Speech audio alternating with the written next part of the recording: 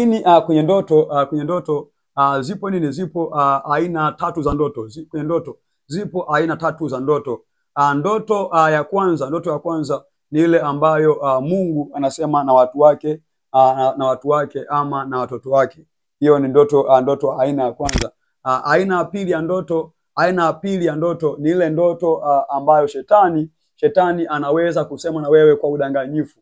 Nakumbuka kuna kipindi niwahi kulala nikaota ndoto kwamba naona kwamba tumeenda kuvua, ama kama tuko wavuvi wengi tumeenda kuvua. Kwenye ile ndoto kwamba nilipotaka kupanda ndani ya mtumbu kwenda kuvua, wale wenzangu wakaniambia kwamba rudi wewe, hauna nguvu za kuvua, huna nguvu za kuvua.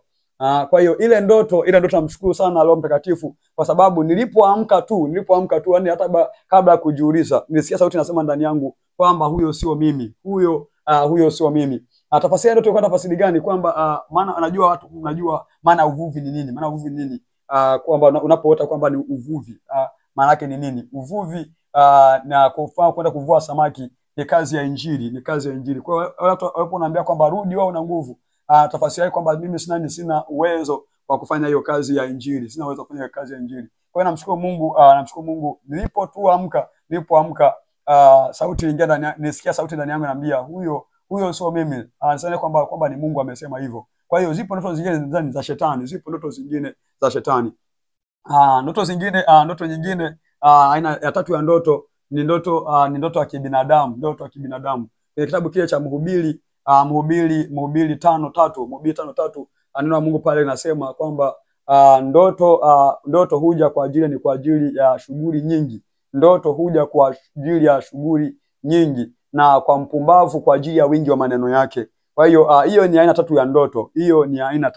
Ndoto ya Mungu, ndoto ya shetani na ndoto ya kibinadamu. Ile ndoto ambayo kibinadamu ni ile ambayo unakuta labda ulikuwa na shughuli nyingi, unapolala unaanza kuota vile ambavyo ulivyokuwa unavifanya wakati wa mchana.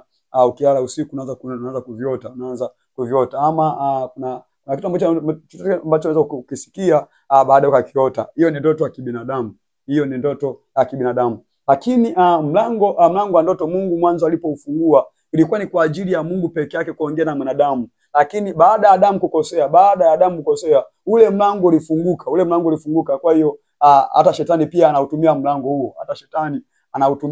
huo. Ndio maana inabidi uwe makini sana kuombea mlango wako wa ndoto. Kwa sababu mlango wa ndoto ni mlango ambao pia shetani anaweza kuutumia kupandikiza vitu ndani yako. Lakini kusudi la huo mlango wa ndoto ni nini? Na ndio maana katika ndoto usipuuzie ndoto ambayo unaota. Usipuuzie ndoto ambayo unayoota. Usipuuzie. Ukiota ndoto kama hujui tafasiri ya ndoto, tafuta wale ambao wanajua tafasiri ya ndoto, ili kwamba wakuambie maana nini na ndoto ambayo umeota. Lakini hii pia sio kwa ajili ya kila mmoja. Karama ya kutafasiri ndoto sio kwa ajili ya kila mmoja. Wapo baadhi hata kwenye watumishi wa Mungu, sio kila mtumishi wa Mungu anaweza kutafasiri ndoto. Wapo baadhi ambao wanaweza kutafasiri ndoto, wengine hawawezi.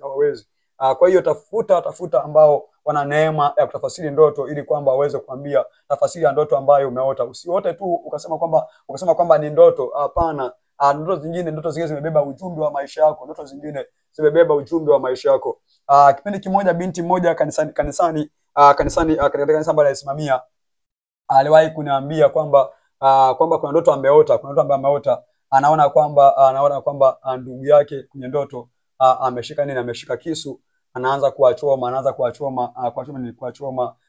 ndugu zake. Yaani ndugu yake ameshika kisu kwenye ndoto, anamuona anaanza kuwachoma ndugu zake visu.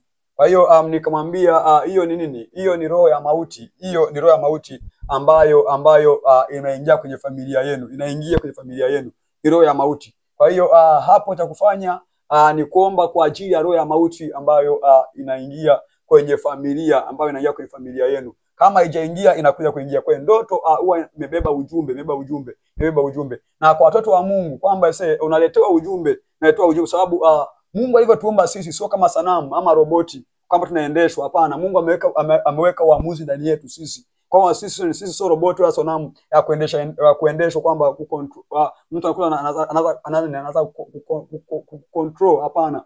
Sisi Mungu ametumba ameweka utashi ndani yetu, yani tuweze kuamua tufanye hivi ama tusifanye. Kwa ndio maana ndoto mara nyingi watu tunaota, Mungu atupa ujumbe kwamba kuna kitu ambacho kimeingia kwenye maisha yako. Kuna kitu ambacho kimeingia kwenye maisha yako. Sasa ni wewe unafanyaje juu ya hicho kitu ambacho kimeingia kwenye maisha yako? Unafanyaje? Unakikataa ama unakipokea? Ukiota ndoto afu ya ndoto ukaipotezea, kile ambacho umekiota kitatokea tu kwenye maisha yako, lakini ukiota ndoto baadaye ukaanza kuomba ukakataa ile hali, hicho kitu hakiwezi kutokea. Nakumbuka ilikuwa ni 2014 nilimuona baba yangu mzazi amewa kwenye jeneza kwamba wanakwenda kumzika.